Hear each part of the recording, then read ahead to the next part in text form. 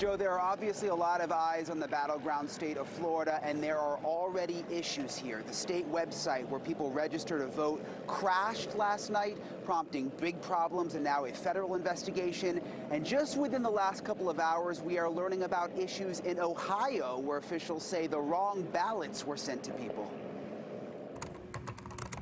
With just hours left to register to vote, Floridians logging onto the Secretary of State website to register were met with this error message Monday night.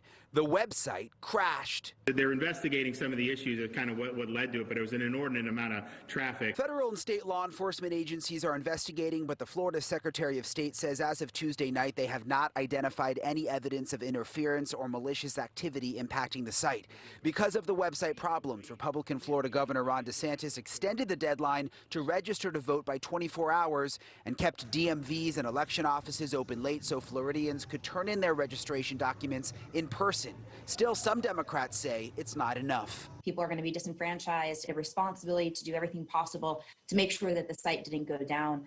And there were other voting issues reported Tuesday. In Columbus, Ohio, the Board of Elections says a significant number of voters were sent absentee ballots intended for someone else. The Franklin County Board of Elections says the issue was discovered when people reported getting ballots with the wrong local races. Officials say they traced the problem back to a high-speed scanner that was not working properly. Vote! Your vote counts! Tuesday was also the first day of in-person voting in several states across the country, including Ohio. People lined up around the block from the Board of Elections in Cleveland to vote. Inside, voters were screened for coronavirus symptoms, and plastic curtains separated voting booths. They say one person vote don't count, but it do.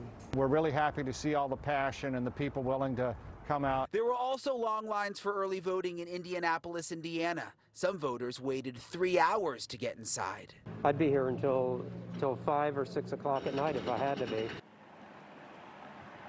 Back here in Florida, Joe Biden today tweeted that the governor's decision to extend the voting deadline was, quote, a win for our democracy. But there are several liberal voting rights groups who are not happy, say that it should have been a 2-day extension, and they are now suing the state. Live in Miami, Brian Entin, NewsNation.